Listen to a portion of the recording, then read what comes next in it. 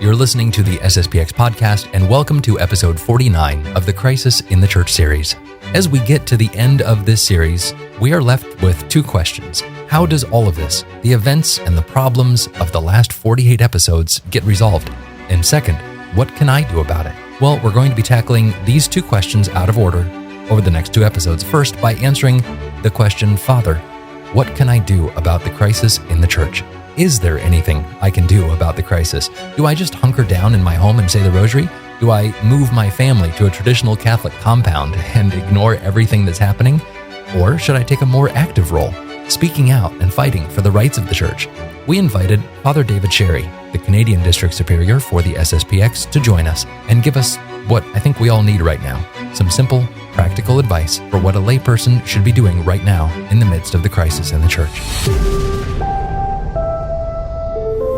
Welcome back to the SSPX podcast and our next to last episode. Is that called penultimate, Father? I think so. I think I'm using that word right. Anyway, our penultimate episode, we're so fancy, with Father David Sherry, District Superior of Canada. Hello, Father. How are you? Hello, Andrew. I'm very well, thank you. How are you doing? Very well. And Quebec is getting cold this time of year? It is getting cold this time of year, yes. It's a relatively mild minus 2 degrees Celsius today, which is around 28, I think, Fahrenheit. And but we did have some blasts of snow over the weekend, so it's getting there. Well, good for you, I think. Well, Father, we wanted to have you on, and I'm just going to frame kind of what we're talking about today before we jump in a little bit, Father. Next episode, we are going to be talking with the Superior General, Father Davide Pagliarani, about what is the solution to the crisis in the church. And that's going to be looking more at the broad, what is the solution for the church herself. Today, Father, though, before we dig into that broader topic, I wanted to ask some simple questions. And it all comes down to, what do I do about the crisis in the church? We've been looking at this for 48 previous episodes. We know that there's a crisis. We know that there are problems. We know what the truth is.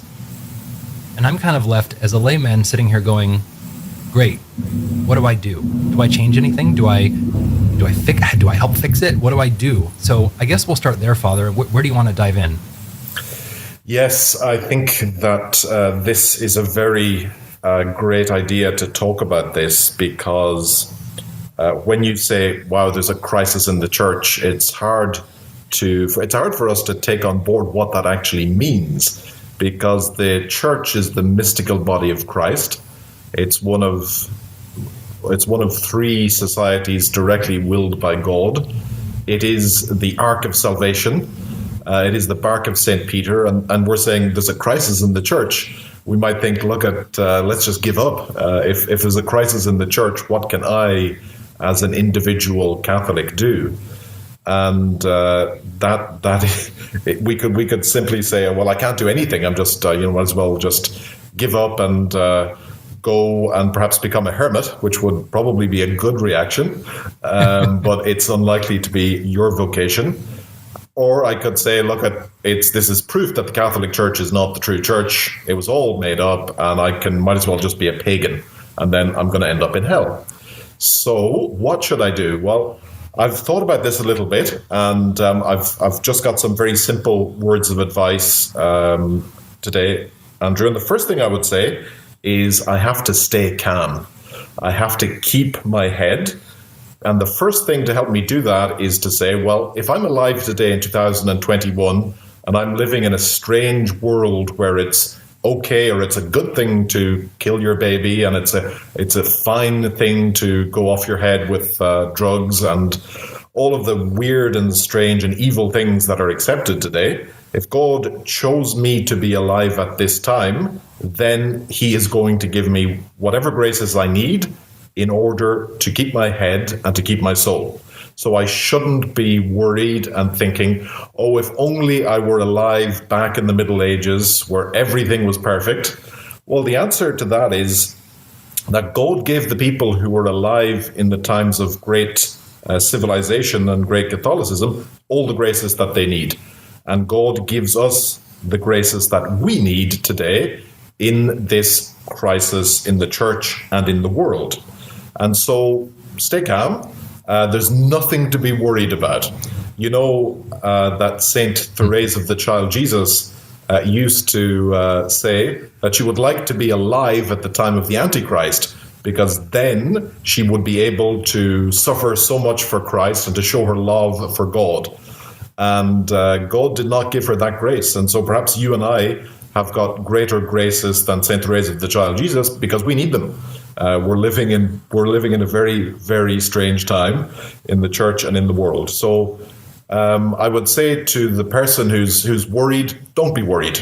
As our Lord said, do not worry, it is me. God is here with us. As the Irish proverb has it, God's help is closer than the door. It's never, never far away. Our guardian angel has not deserted us. Our Blessed Lady has given us the pieces of advice we need during these times. When she appeared in Fatima just over 100 years ago, pray the rosary. So that would be the first thing I would say. It is stay calm. And the corollary of that is don't be extreme. Now, what do I mean by that? Because people think, that person goes to Mass on a weekday. That's quite extreme. No, that's not extreme. What I mean by extreme is don't rush into unnecessary things that you think are for the best, but may not be in fact. Let me explain that a little bit. Imagine somebody who's converting to the faith, let's say a pagan, Andrew, who's simply found the Catholic faith and found that this is the truth. I want to be a Catholic. I want to be a Christian. And then as soon as he is baptized, he says, I need to be a priest. I need to be a monk. I need to be a hermit. No, you're being extreme, which is you're not ready for that yet. You need to practice being a Catholic before you can think about going into the more perfect ways. That's why, for example, the Church insists that a person who wants to become religious has to go through a novitiate. You don't come in on the first day and say, Reverend Superior, I need to be a Franciscan monk. I want to take my vows today. That's very commendable because it shows the depth of your love for God, but it's not wise. And so if you are finding traditional Catholicism, and traditional Catholicism is, as we know, simply Catholicism. It's not it's not anything it's not a weird branch of Catholicism. It's just Catholicism. You're finding that you say, okay, I need to give up my job and we're going back to the land. Now, I'm quite in favor of going back to the land. I think that's a very healthy lifestyle. But actually what you might end up doing is doing more than you are naturally able for right now. So what you should do is not jump into, let's say, unnecessary changes right now, or things which are perhaps in themselves more perfect, but maybe not prudent right now. Rather focus on reforming what is necessary. Because living in the world in which we do, chances are we have got some bad habits. And perhaps the first thing I should do is say, well, there are a number of, let's say, sinful things in my life, a number of bad habits. First of all, I need to get those in order. And that would be, in a way, a segue into my second piece of advice, Andrew, which is get your own house in order first when you arrive at traditional Catholicism. I don't know if you ever heard of, I'm sure you did, of the great president of Ecuador, Garcia Moreno. And there's an anecdote in his life which I like a lot. It's when he was visiting Paris and he was engaging in conversation with a number of French freethinkers, as they were called. And he was getting quite excited, trying to show them that Catholicism is the true religion, that this is the true church. And then they listen to him. And of course, in the end, if you can actually have a good argument with let's say, with an atheist, somebody who's actually going to argue with you, then you often end up getting to a point where they can really go no further. And so what they ended up saying to him was, okay, Moreno, if this is the true church, then why don't you live like a real Catholic? And the fact is that he wasn't living at the time like a real Catholic. And he said to them, you've made an unanswerable argument. Give me one day and it'll not be an argument anymore. And he took himself off to the nearest church, and he made a good confession, and he began living the Catholic life. Because the Catholic faith is not just a faith that is what we believe. That is certainly the root of everything else. The faith is the necessary thing in order to have everything else. But the Catholic life is a life. That's why our Lord said, I've come that they may have life and that they may have it abundantly. So if you want to be a traditional Catholic, please know that this does not involve being the most up-to-date and informed person on the latest thing which is being published on various internet sites. Okay? It is always of good use for a Catholic adult to keep himself informed on what's going on in the church and the world, but that is not the Catholic faith. If you were to go to a Carmelite monastery and you were to live there the life of the Carmelites, you would find that they would certainly be fully aware of what's going on in the world, but they're not keeping up on a day-by-day, minute-by-minute, blow-by-blow account of what's happening. The most important thing is that you and I live in the state of grace. And without that, everything else is really of no good. So true, to have the faith and not be in the state of grace is better than not to have the faith. But your faith, when you're not in the state of grace, is a dead faith. It's not producing any good fruit. And it tends to happen that we actually end up being zealous in a sort of a bitter way. Is that we're trying to argue with our, let's say, non-traditional acquaintances or non-Catholic co-workers. And it's really about me winning because I know that this is true. Whereas actually what God wants to use us for is to bring souls to Christ. And in order to do that, we have to adhere in Christ. I am the vine, you are the branches. Unless you abide in me, you will not bear fruit.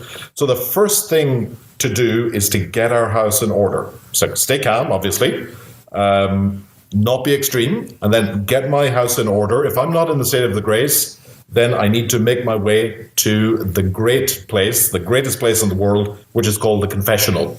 And there I need to tell my sins to God through the person of the priest who acts in the place of Christ. And then I need to retrieve the state of grace.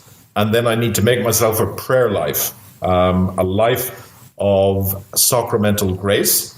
And I need to get rid of any near occasions of sin. Because a near occasion of sin is something that's very likely to bring me into mortal sin. If I have these things, let's say bad books, bad movies, all these sorts of things, bad companions, I need to cut myself off from these things so that I live a life of grace. Father, so those are the first pieces I would say. I was just going to say I didn't hear anything in there about starting a blog about traditional Catholicism and starting to make a ton of money off that. You must have missed that somewhere in there. Yes, well, as you know, Andrew, every self-respecting traditional Catholic has a podcast these days. So, no, you're right. It's that sometimes, I suppose there's a sort of there's a war of words going on, and there's a lot of propaganda being thrown around, let's say, against traditional Catholicism. And then a good impulse is for me to say, hey, look, I can do something to avoid or to fight back against this. Right. But actually, the chances of me even as a priest, I would say, or the chances of me as a layman sort of being able to sort of convert people by means of my words on the internet, I would say is extremely small. In order to do that, I would say you need to be kind of indicated by God that this is a particular calling for you. So in the case of yourself, for example, Andrew, this is something that that the superiors in the SSPX asked you to do. So that's a sign that you're not doing this at all for any personal gain which you may get out of it. And the same thing with, writing a blog or whatever it might be, is I wouldn't do that on my own. I would wait for Providence to show me, hey, look, you need to put your talents into defending and vindicating the faith here. So I would be very, very careful before I would go down that road. Fair enough. So that's the second thing, get your own house in order. What is next for us, Father? Now, the next thing I would say is that we have to have a proper appreciation of what exactly you do when there is a crisis. So, for example, let's imagine that I'm on a ship, and let's imagine that the ship gets struck by another ship or by some iceberg or whatever it might be. What do? There's a crisis. Okay, well, in fact, what you do is you follow what was previously decided. So normally, if you're taking a ship, you embark on a journey by ship, there's a sort of a safety protocol. So they will, or when you take a plane, it's the same thing. What do you do if this happens in the plane? And then when the time comes, you put it into effect. And what is the rule that we should follow when there is a crisis in the church? Because this is not the first crisis that there has ever been in the church. It seems to us like it's the worst, and it may well be, but the fact is we haven't experienced the others. We've only at best read about them, and but there have been very, very deep crises in the church before, one of which was the Arian crisis, which I know that we've touched on before in this series. The Arian crisis was where most of the church, most of the bishops, went along with the heresy of Arius, who said that Jesus Christ is not God. That was the Arian heresy. And this crisis was nipped in the bud by the Council of Nicaea in the year 325, when it was defined that the Son, Christ, is consubstantial with the Father. But the crisis dragged on for decades afterwards. And Saint Vincent of Lerance in France, he came up with the solution, as in the rule of thumb. What do you do when the ship gets struck by an iceberg? What do you do when the plane is going down? What do you do when the faith is not being clearly taught by the pastors and the shepherds of the church? He said, you hold on to what was always believed everywhere by everybody. That is the rule of thumb. What has the church always believed? That is what I must continue to believe. Because you can feel very, very confused. Because here's Archbishop Lefebvre, and let's face it, Archbishop Lefebvre is one bishop out of 3,500 at the time, who comes along and says to you, no, we must hold to what we always believed. And then there's other bishops coming along and saying, well, actually, no, it's changed now. We used to believe, for example, that the Catholic Church was the one true church, but we now recognize that other churches have indeed great elements of salvation within them, and that you can, in fact, save yourself in these other religions. So what should I believe? And this is what the theologians of the SSPX said to the theologians of the Vatican during the doctrinal talks, which took place around 2009, 2010. It was not the SSPX coming along and saying, hey, Vatican, you need to listen to us. We're right. That's not what we said. What we said was, here is what the church used to teach, always taught. Here is what you're teaching. They're not the same. Who do we believe? And the answer is that the faith does not change. You probably know they're familiar with the term gaslighting. Gaslighting, I believe, refers to a play by Patrick Hamilton back in the 1940s or so. The play revolves around the idea that the husband keeps trying to convince his wife that she is mad so that she can be sort of taken off the scene and he can get all of her possessions. And in fact, it's the complete opposite, which is the truth. She's not mad at all, but he is saying things to deliberately make her mad. And it seems like that often in the church. It seems like, am I losing my head? The church always used to say that adultery is evil. And now the Pope's coming along in Amoris Laetitia, and he's telling me, well, actually, there may be circumstances in which it's, not quite. So am I losing my head? No, you're not. Right. Absolutely not. The faith does not change. What was once true is still true. Either it was false then, in which case it is false now, or else it was true then and it's true now. And this is a very important thing to remind yourself. When you get up in the morning, say to yourself, I'm not mad. God is the most important thing. I was made to know, love, and serve him. God has not suddenly become secondary.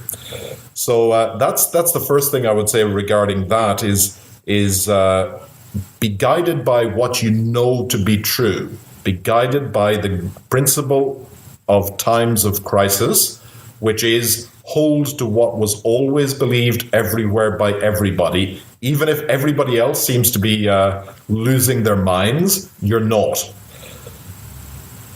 Now, the second thing I would say there, and this is something which I want to explain a little bit, Andrew, is judge not lest ye be judged. Okay, this is a very, very popular saying with the modern church. If you say, well, I believe that it is wrong to, for example, abandon your wife and find a new wife. I believe that's wrong. Then often you will hear somebody say to you, judge not, lest you be judged, which is a quote from our blessed Lord. Now, what does this actually mean? Because our Lord is clearly not telling us that we must never judge in any circumstance whatsoever. In fact, he told us himself that by their fruits you shall know them. Right. If we're judging by the fruits, then he told us to judge. No, what the church tells us, what tradition tells us this means, is that we must avoid rash judgment. That is a judgment which we cannot be sure of. So this rash judgment is the opposite of what I would call a certain or a necessary judgment. So, for example, if someone comes along to you and says, you know what, Andrew, I have just killed my neighbor. He was really annoying me, and I just saw red, and so I shot him. And then if you say to yourself, I better not judge, then you're being stupid. You're really being stupid. He's just told you that he's murdered his neighbor, and if you don't judge there, if you say, well, actually, maybe it's okay to kill your neighbor, then, hey, you can kill your neighbor too.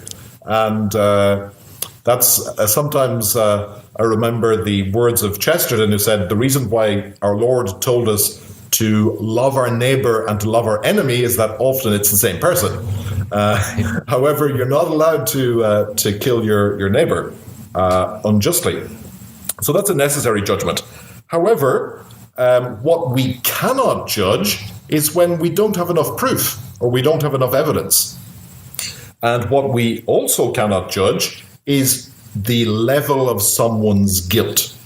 So, for example, the Pope, Pope Francis, says that the greatest threat facing humanity is climate change. Now, I can make a double judgment there. The first judgment I can make is that is not true. And that is a necessary judgment because the greatest threat facing humanity is sin. There is no possible doubt about that. Sin is what separates man from God. Climate change, whether it exists or not, and all of the controversies about it, is not necessarily separating man from God, that's for sure. And so I must make a judgment there. However, I cannot judge the guilt of the Pope and to say, well, he's doing this because he's a Freemason. Well, the fact is, I don't know that he's a Freemason. He may be a Freemason, that's possible, but I don't know that, and so I should not judge that as if it's certainly true. Or I shouldn't say, well, he is more guilty than anyone who's ever existed. I don't know that either. In fact, if I do judge someone's guilt, I'm placing myself in the place of God. That is up to God to do. It's not my business. However, I can and must judge something which is judgeable by me. Sometimes people judge harshly those who are, let's say, not in the SSPX. Okay, this is something that could happen. It's I know so and he's a sedevacantist. Or I know Bob, and Bob frequents the fraternity of St. Peter. And, this is obviously because Bob is a bad man. Or it's because Joe, the sedevacantist, he just wouldn't listen to me. He's also a bad man. Well, I think we need to remember here is that we are in a crisis in the church. And in a crisis, there is an objectively right thing to do, I believe. However, that objectively right thing to do is not necessarily obvious to everybody. We tend to often judge of things based on our temperament, based on our inclinations. Robert Hugh Benson said that the world is divided between the minimizers and the maximizers. Whenever something happens, there's always going to be some people who are going to say, well, let's stay on the safe side. So let's stay with the Novus Ordo. That's being obedient. And then there are others who are going to say, well, this is more proof of the complete untrustworthiness of all authority and all priests. So I need to become a home alone Catholic. Okay? Now, both of those positions are objectively wrong, in my view, but I should not condemn those people to hell because we're in a very tricky situation. And everyone who is genuinely trying to keep the faith, God, I believe, will have a very merciful judgment on all of these people because he sees their hearts. And there are so many people, including myself, who passed years in the Novus Ordo with good intentions, and there are so many people whom we have met over the past 18 months or so since the COVID crisis arose, who are coming to the traditional Mass, to the SSPX, because they can't find or they couldn't find sacraments elsewhere, and these people are very, very good people, and they've been in the Novus Ordo, they've been in other, let's say, different positions within the crisis in the church. And so what I shouldn't judge is all of these people are sort of bound for hell. Now, when it comes to the objective reality, however, not all of these positions are equal. Okay? So the sedevacantist, for example, the sedevacantist is judging where he is not able to judge. He's saying, I know for sure that Francis is not the Pope. Well, the answer is you don't know that for sure, because the Church has never defined that the Pope who would preach, at least materially, heresy, and I don't think there's any doubt that the Pope has preached some material heresies, whether they be formal or not, is not something which I am able to judge, which God must judge. I can judge that when he says that good atheists go to heaven, that's not true. That is against the faith. However, I cannot judge for sure that he is not the Pope. And that's what Archbishop Lefebvre said. He, as you know, thought of this question and said, well, this is unbelievable. You have errors being taught by the Pope in Rome. Is he the Pope? And the conclusion the Archbishop came to was, well, I cannot judge myself. I can and must judge that I can't follow him in errors which I know to be errors, because I'm using the rule, believe what was always believed everywhere by everyone. But in doubt, I have to assume that he is in fact the Pope. You see this also with the Benevicantist movement. So the idea, well, I know for sure that Benedict is still the Pope because he didn't actually resign. Okay, people say that. And I say to them, well, that may be the case, but you don't know that for sure. Right. Because there is no certain evidence that that is the case. And if in doubt, we have to assume that he who actually sits on the seat of Peter is in fact the legitimately elected Pope. Otherwise, I'm never going to ever be able to know anything, really, because there'll always be a possible doubt. Well, you're talking to this Father Sherry character. How do we know that he's actually a priest? Well, you weren't there when I was ordained, and in any case, it's possible that the bishop who ordained me, maybe he kind of held back his intention, etc. And so you could go up with a conspiracy theory that when Bishop Williamson ordained me, that actually, if you look at the way he was holding his hands, that was a secret signal that he wasn't really ordaining this guy. And anybody can come up with a theory like that. I mean, you've heard of these sort of theories. I remember when I was at school, teaching at school one time, we used to watch sort of popular YouTube videos in philosophy class so that the students could learn how to critique them. And one of them we watched was how you could demonstrate that KFC was actually the Illuminati. And it was quite well done, I must say.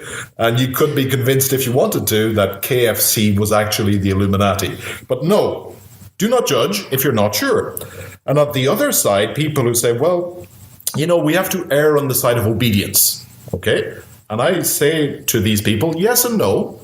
To err on the side of obedience means if you're in doubt, you should obey the person who has the authority. Because there's a principle in doubt.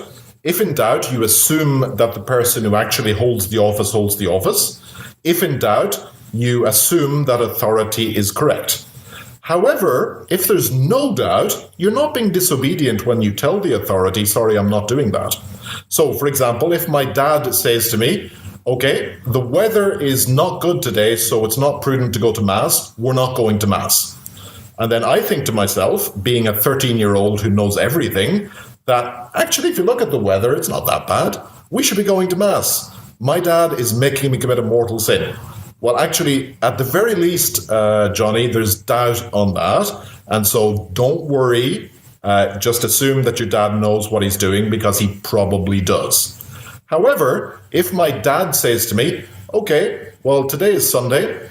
We're going to be all lazy today. We're going to not bother going to Mass because, hey, let's face it, we don't want to put God first in our lives, do we? And then I, as a child, say, no, that's wrong. I'm going to disobey you, Dad, except I'm not going to disobey you. I'm just going to go to Mass. Okay? And this is the reality, is that you're not being disobedient.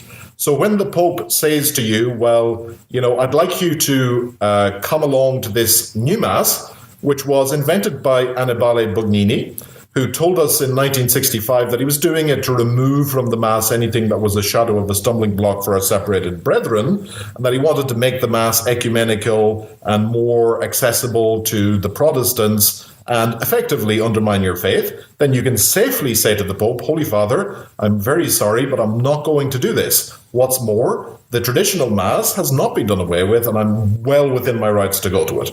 And so I'm not being disobedient. And so what I would say is the SSPX position is the correct position. And then some people might say, well, he would say that, wouldn't he? Well, the reason I'm saying it is it's not the correct position because it's the one I hold, but I hold it because I really believe it's the correct position, which is that let's not jump to conclusions. We hold fast to what was passed on, hold fast to the faith.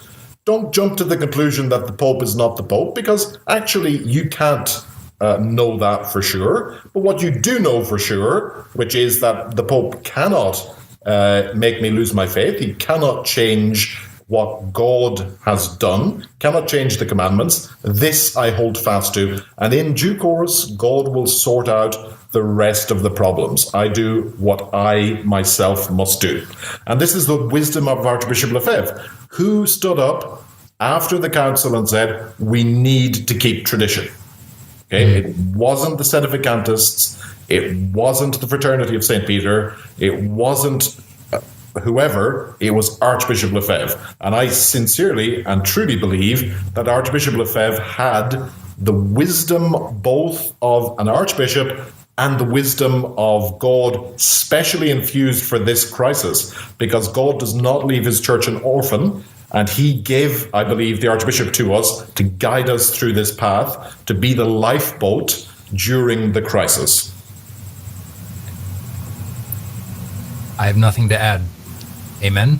Other than that, I mean, it's striking though, because you see everyone trying to, like you said, Father, everyone's trying to do these mental gymnastics, and I would say 90% of the people who are trying to do these mental gymnastics are people of good faith. They're trying to figure their path out. and I don't mean that in an ecumenical way, I don't mean that in a modern way, I mean that in the true way. They're trying to figure this all out, just like you and I are. And maybe it's taking them on a different path. Maybe it's taking them a little bit longer. I was going to say the worst thing we can do if someone new comes to one of our churches, and I'm being a little preachy here, Father, is say, well, what took you so long? Yeah. And chide them and say, but didn't you believe that? Welcome. Thank you. Come on in. That's it. That's all you need to say. Yeah, absolutely. Yeah. It's really not up to us to say, why is everybody not as intelligent as me? It's not. That's not the way it works. It's being a traditional Catholic is a grace from God, and the reason I am a traditional Catholic is because God is merciful, and I need to pray for that grace for everyone else, but not to look down on those who perhaps have not yet received that grace. Absolutely. Well, that's the third point, Father. Be guided by what you know to be true, and don't jump to conclusions. What's the next thing, Father, for us to look at, to do as Catholics in this crisis? Well, the final sort of area I would cover, Andrew, is how do I keep my balance by living a Catholic life, even though a lot of the structures of the Catholic life, like the Catholic parish and the Catholic school, seem to have disappeared. And the answer to that is, again, following the advice of Archbishop Lefebvre. He wrote, as your listeners are probably aware, a book called The Open Letter to Confused Catholics, which is here. And in it, he gives some practical advice towards the end of the book, which is, well, we should go to real traditional parishes. Back in the old days, perhaps your parish was a couple of blocks away, and you just walked out to Mass, and you had all of the great benefits of a Catholic parish. Today, maybe your Catholic parish is a couple of hours away, but it doesn't matter, because the Catholic parish, being that place where the traditional Mass is offered, where the faith is preached and taught, this is the pearl of great price. Truly, it's something worth selling everything for. And the same, I would say, with the Catholic school. The Catholic school, if we can have a true Catholic school, now, because all Catholic schools, or all schools that are called Catholic, aren't really Catholic.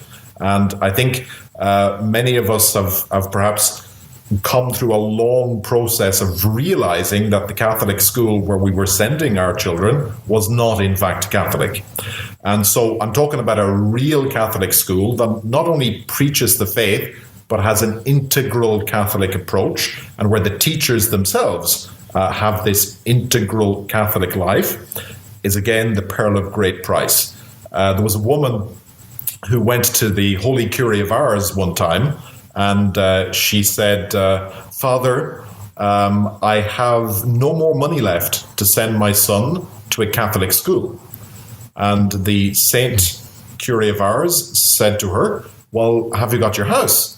And she replied, yes, Father. And he said, sell it.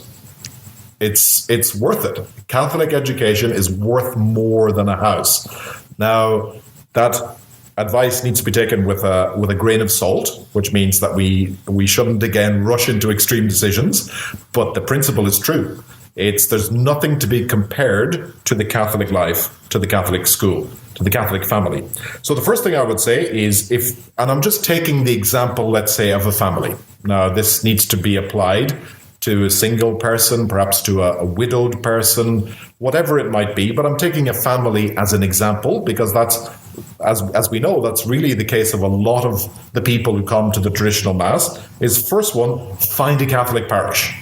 And when I say find a Catholic parish, I mean find one that's built on solid ground, not one that's based on, we're going to be as Catholic as the bishop allows us to be. Because unfortunately, in most cases, the bishop is probably not going to allow you to be completely Catholic. He's going to rather put sticks in the spokes of your wheels to kind of stop you being Catholic. Or I'm going to find a Catholic parish where there's no compromise on anything. Now, if you're a woman and you're wearing pants, you're not allowed in there. Or if you're a guy and you're not wearing a shirt, tie, and suit, he's not going to allow you in. Okay, that's not the ideal parish either. Not because women should wear pants to church or men should wear baseball caps to church. That's not a good idea. But because in reality, a lot of people coming into our churches are ignorant, and I don't mean this in a pejorative sense at all, but I remember a woman, when I was serving a church in Cork in Ireland, I remember a woman who was quite new to our church, a very, I would say, devout Novus Ordo Catholic for many years, and she said to me, "Father, I have never heard a word said about modesty in my life." And one of the priests, it wasn't me, I don't believe that time, but one of the priests had preached a sermon on the virtue of modesty, which is a good theme to preach on once in a while. She'd never heard it before. And so, if someone comes to the church and they're not best dressed, don't turn them away. I mean, there's a limit on that. Obviously, if someone is grossly immodest, obviously, then you would, simply because that's really not excusable in any way. But someone is perhaps a little underdressed.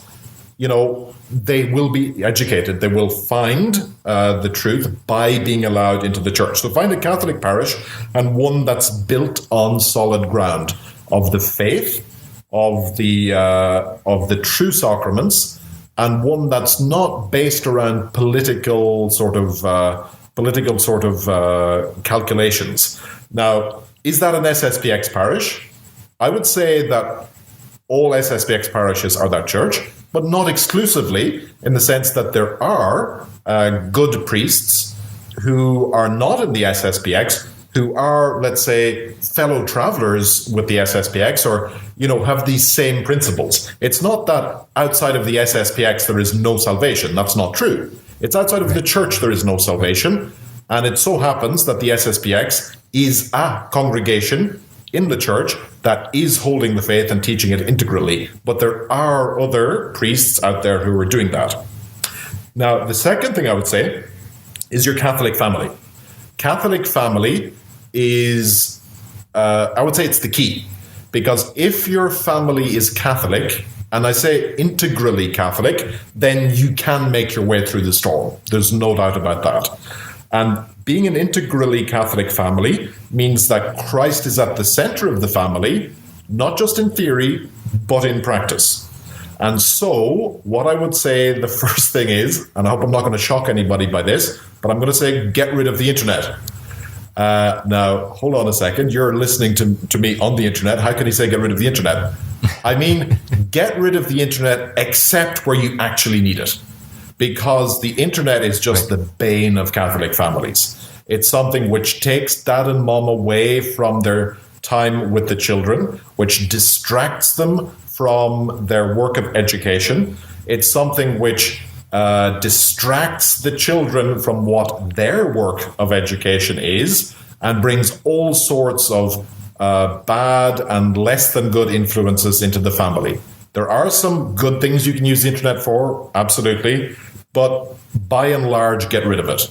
Do not, under any circumstance, give your children a smartphone. It's the worst thing that you could do. If you give the child a smartphone, you're handing them a loaded gun, in my opinion. And a child is not able to handle a loaded gun. And so, with those caveats, I would say, which is in general, get rid of what is an occasion of sin and get rid of what is not educationally good, or rather use these things in strict moderation. Obviously, it's fine for a Catholic family to watch a good movie from time to time, but it's terrible for the children within a Catholic family to be spending hours on screens every day, or even hours on screens every week. So get rid of those things, and then in the center of your Catholic family, read spiritual reading together. If the family gets together every night for 10 minutes, and we read the life of a saint, from Butler's Lives of the Saints or some other book. Fantastic.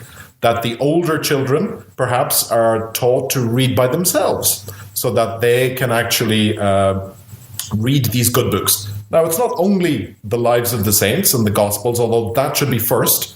It is also all the other good works of literature which will help children to grow. And then, and this in a way, of course, is the most important thing, but I think it's good to understand that it's not the first thing in a sense, and that's family prayer. What do I mean when I say it's not the first thing? It's that if you have family prayer for the rosary, and then all of the kids go off on their tablets and smartphones, you're next to wasting your time. So that's why I put those other things first. Not because they're more important in themselves, but because they're sort of like a condition for the prayer to work. Imagine that you're coming home after the ceremony on Good Friday, and you open your fridge and you start looking at the steak in your fridge. And you think to yourself, wow, I'd really love to have a steak. And then you think to yourself, wow, this is turning into an occasion of sin. I'd better say the rosary.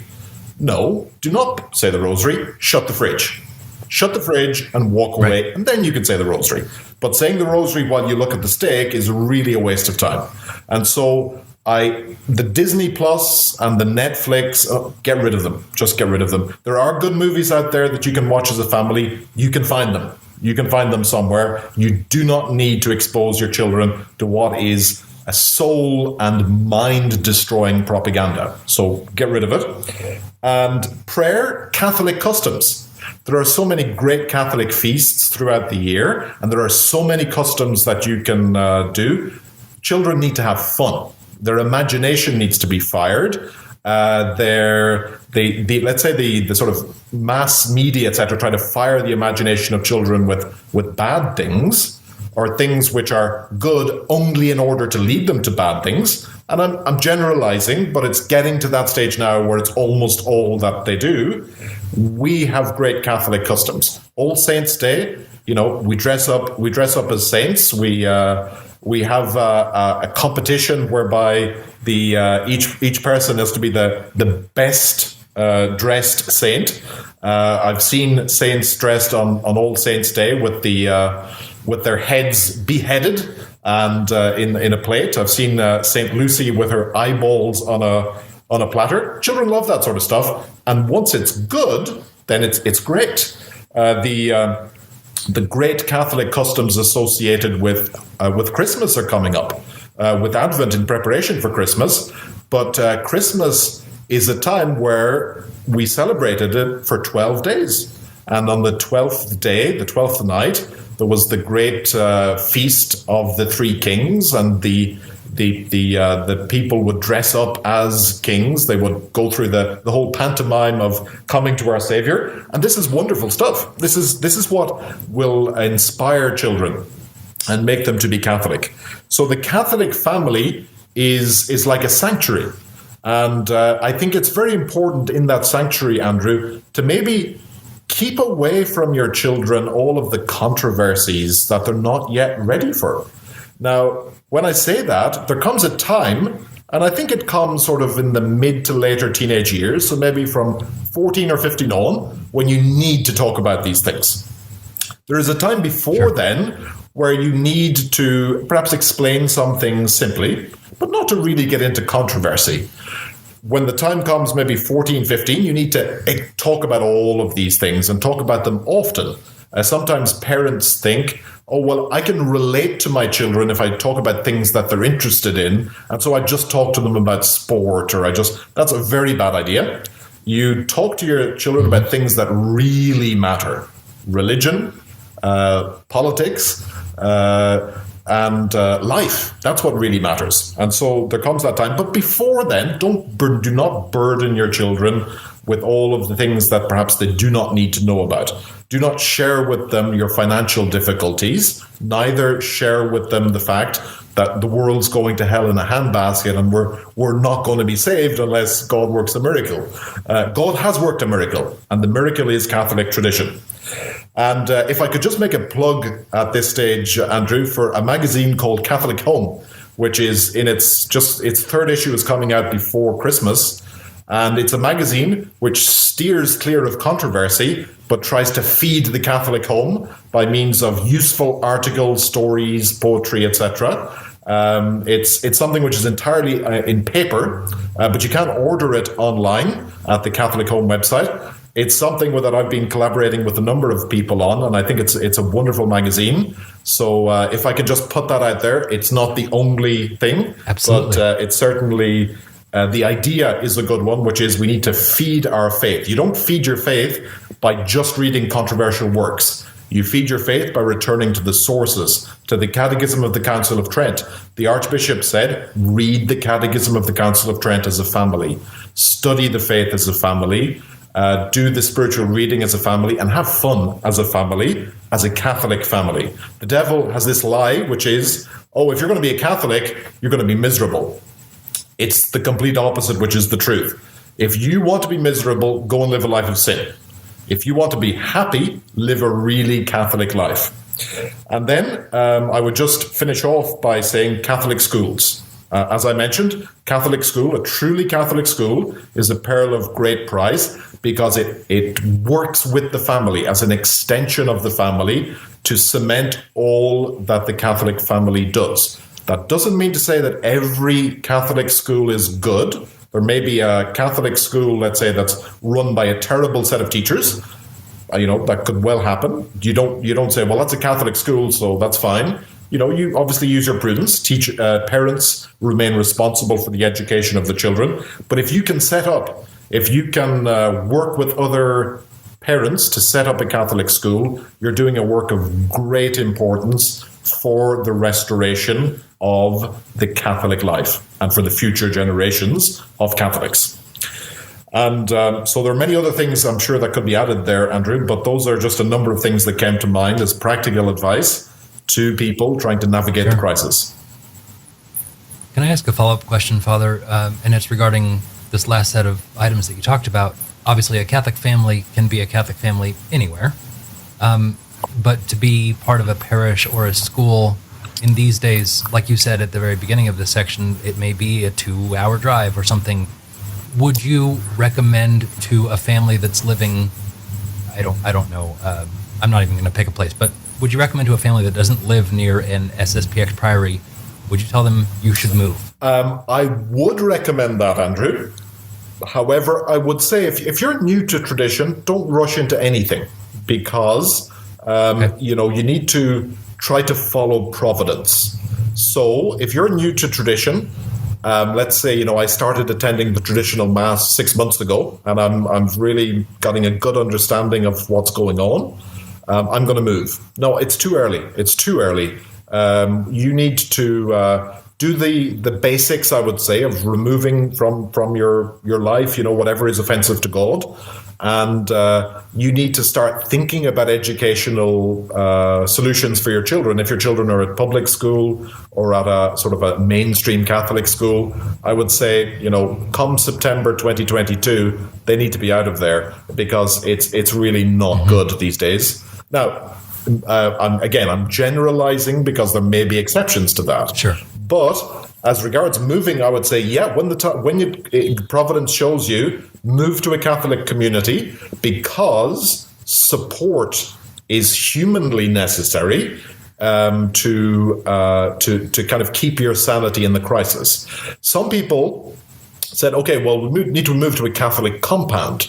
Okay, well, that's not really true now. The Catholic compound idea is if you're all sort of living cheek by jowl with each other, maybe a bit claustrophobic.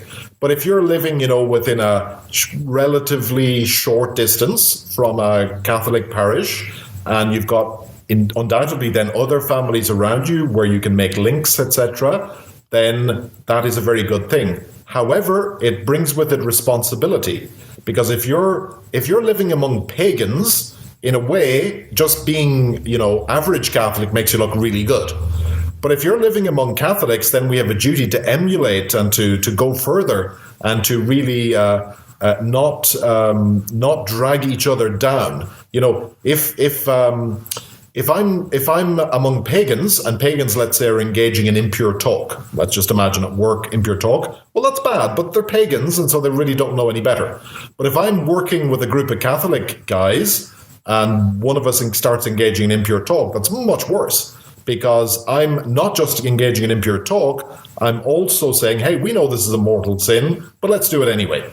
So that's why being in a Catholic community is a great grace, but brings with it great responsibility, and it's a great help towards sanctity, but we have to live up to it. Fair enough. Yeah, like you said at the beginning about the gaslighting, if you're not living in a Catholic community, if you're surrounded at work, at social life by people who don't have these same set of ideals, truths, it's going to wear on you. I know that from experience. It feels like, I must be the crazy one.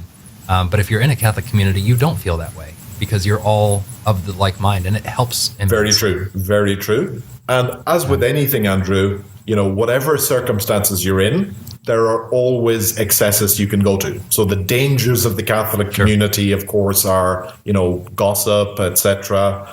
And these are, this is inevitable. Whatever state of life we're in, we're always going to find ways to mess it up. And simply be on the lookout for those things and have some community rules, as it were. I mean, there may be informal rules, but community rules, for example, would be that, if the children of my friends are over visiting our children, we're not going to sort of show them a movie unless we let the parents know, for example. So that way that there's no kind of, the communication, all of these things which are common sense. But I think you're right. It's a great help for us to keep our balance and keep our sanity. Absolutely. Well, Father, this has been an excellent conversation about just practical advice. So we appreciate it so much. And again, we'll put the link to the place where you can order that magazine. It would make a great Christmas gift. It would, and it'll be shipped in time for Christmas, or so the editor tells me. There we go. All right, fair enough. Father Sherry, thank you so much for your time. Have a blessed Thank you very much, Andrew. God bless. Thank you for listening to and watching episode 49 of our Crisis in the Church series here on the SSPX podcast. Next week, on the Feast of the Immaculate Conception, the day each year that priests of the Society of St. Pius X renew their vows and rededicate their lives to the preservation of tradition, we will have our final episode of this series, and we'll be privileged to have Father Davide Pagliarani join us to discuss the solution. How does the crisis in the Church get resolved? Please consider subscribing to the podcast and to the SSPX News English YouTube channel so that you won't miss this or any of our future episodes. And if you have the ability to set up a monthly recurring donation of $5 or $10 or $20 on sspxpodcast.com, it would help us immensely as we embark on several new series that we will be starting in 2022. Until next week, thank you for listening, and God bless you.